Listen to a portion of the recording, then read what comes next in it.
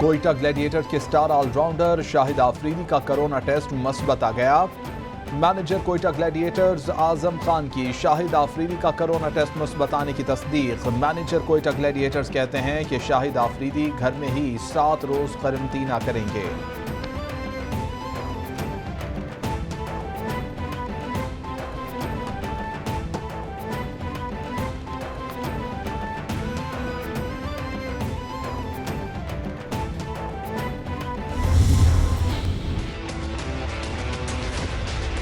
شعبے کے لیے پابندیاں فروری کے وسط تک برقرار رکھنے کا فیصلہ۔ 10% سے کم شرح والے شہروں میں اسکول کھلے رکھنے کا فیصلہ۔ 12 سال سے زائد عمر کے مکمل ویکسینیٹڈ طلبہ کو اسکول آنے کی اجازت ہوگی۔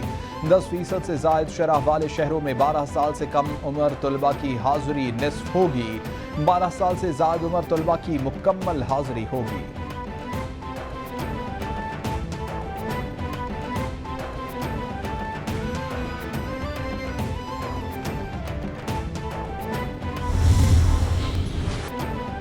کرونا کے پاکستان پر وار جاری۔ 24 گھنٹوں میں مزید 25 افراد جاں بحق۔ مرنے والوں کی کل تعداد 19,162 تک پہنچ گئی ہے۔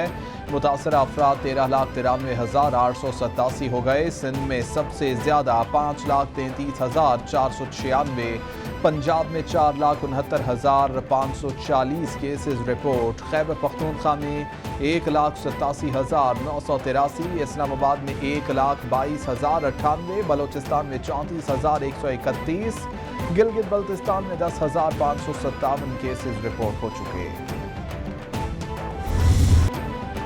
ایم کیو ایم پاکستان کے کارکن اسلم کی کراچی میں نماز جنازہ ادا۔ متوفی کی نماز جنازہ مولانا جمیل راٹھور کی امامت میں ادا کی گئی۔ اسلم کی موت طبعی نکلی۔ سی ڈی آر رپورٹ منظر عام پر آ گئی ہے۔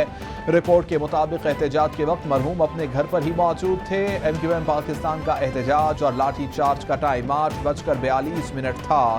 احتجاج کے وقت اسلم کی location F B area block 15 آ رہی تھی۔ اسلم کی فیملی نے پوسٹ مارٹم سے بھی انکار کر دیا ہے۔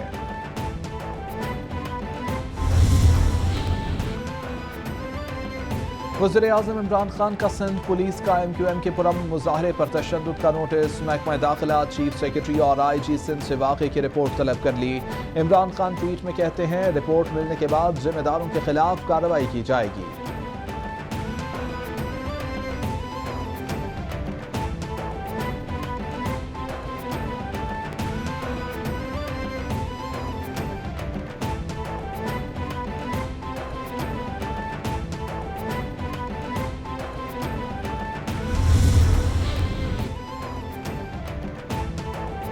وزیر اعلیٰ سندھ مراد علی شاہ کا ایم کیو ایم کے رہنما امین الحق کو ٹیلی فون۔ گزشتہ روز ہونے والے واقعے پر گہرے افسوس کا اظہار۔ دونوں رہنماؤں میں واقعے کو لسانیت کا رنگ نہ دینے اور جاں بحق شخص کا پوسٹ مارٹم کروانے پر مشاورت۔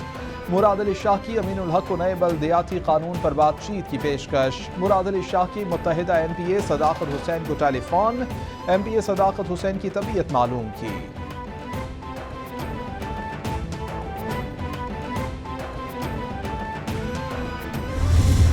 وہ بتایا کہ آگے ہوٹلز میں پی ایس ایل کی جو ٹیمز ہیں وہ ٹھہری ہوئی ہیں اور ان میں بین الاقوامی کچھ پلیئرز بھی ہیں، ان کا سیکیورٹی کا ایشو ہے۔ وہ ہائی سیکیورٹی زون ہے اس وقت، آپ مہربانی کریں اس طرف نہ جائیں۔ انہوں نے نہیں مانا۔ وہ فوٹیجز بھی آپ کے پاس موجود ہیں کہ وہ پولیس کو دھکے دیتے ہوئے مارتے ہوئے آگے کی طرف بڑھے اور بہرحال وہ چیف منسٹر ہاؤس کے سامنے پہنچ گئے۔ اس ہنگامہ آرائی کی وجہ سے پی ایس ایل کی ٹیمز نے جو نیشنل اسٹیڈیم کی طرف جانا تھا ہوٹل سے نکل کر، ان کا کانوائے وہاں سے نہیں جا سکا۔ جو واقعہ ہوا یہ بالکل ناپسندیدہ تھا، نہیں ہونا چاہیے تھا، ہم نے خوشی سے نہیں کیا۔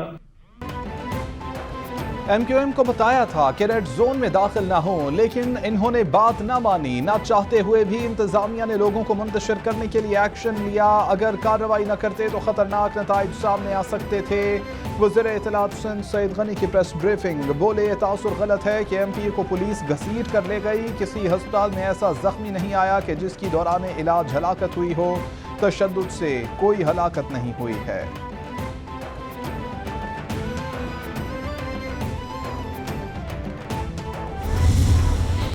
نظام کے خلاف پورا سندھ کہ اکٹھا ہو چکا ہے.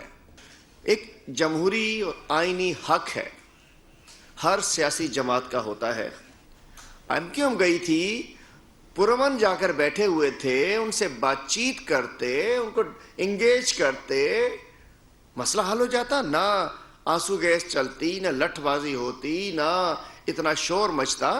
ہماری خواہش ہے کہ یہ پولیس کے افسران جو کہ غلامی میں شاہ سے زیادہ شاہ کی وفاداری میں اپنی جو ان کو مینڈیٹ ملا ہوا ہے اس سے آگے نکل جاتے ہیں.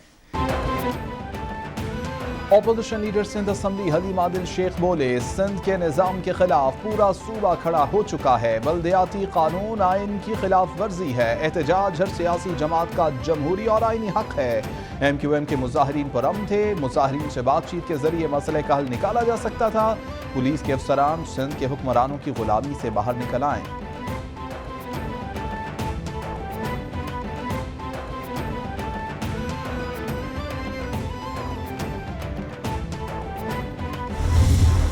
رول آف لا کے بغیر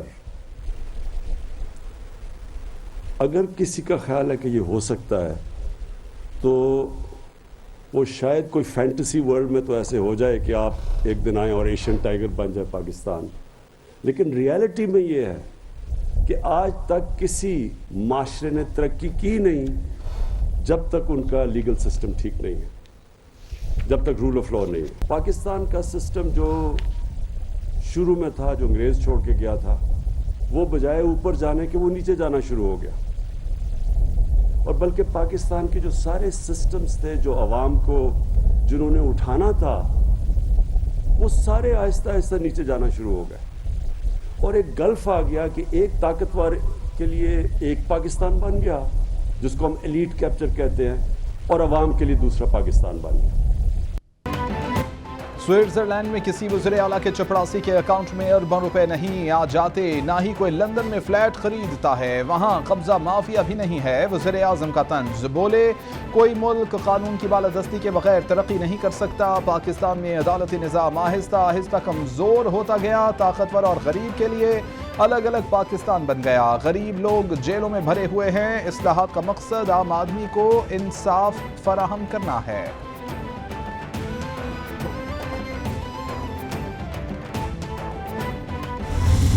قانون سے مینڈیٹری کر دیا ہے کہ جو پولیس بجٹ ہے وہ ٹرکل ڈاؤن ہو کے وہ پیسے پولیس اسٹیشن میں جائیں گے، اور اگر نہیں جائیں گے تو اس کی باقاعدہ آڈٹ ہوگی، اس پہ قانونی چارہ جوئی ہوگی، اور نیچرلی اس کے تحت جس کسی کو بھی سزا جزا دی جائے گی. پورا سسٹم ہے. میں آج بھی چیف جسٹس اطہر من اللہ کی تعریف کروں گا کہ انہوں نے ہمارے سول ریفارمز کی بڑی پذیرائی کی. اس کو امپلیمنٹ کرنے کے لیے بھی ان کی جو پورے سینئر ججز ہیں آج تک وہ یہی بات کرتے ہیں اور کر بھی رہے ہیں. پوری دنیا میں مجھے پرائم منسٹر صاحب لوگ ٹیلی فون کرتے ہیں دنیا جہاں سے. They think I am the law minister.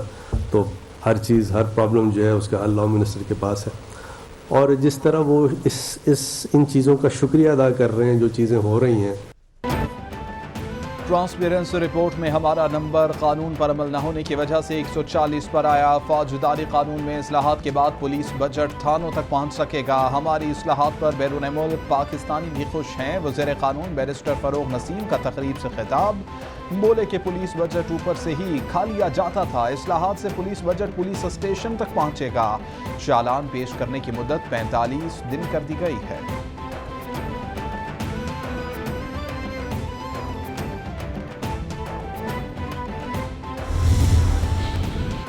وزیر اعظم عمران خان سے مشیر احتساب مصدق عباسی کی ملاقات. احتسابی امور سے متعلق تبادلہ خیال. مصدق عباسی نے وزیر اعظم کا مشیر تعینات کرنے پر شکریہ ادا کیا. مصدق عباسی نے حکومتی احتساب کے عمل میں بہتری لانے کی یقین دہانی کرائی. مصدق عباسی کہتے ہیں کہ اپنے تجربے کی روشنی میں احتساب کے عمل کو شفاف بناؤں گا.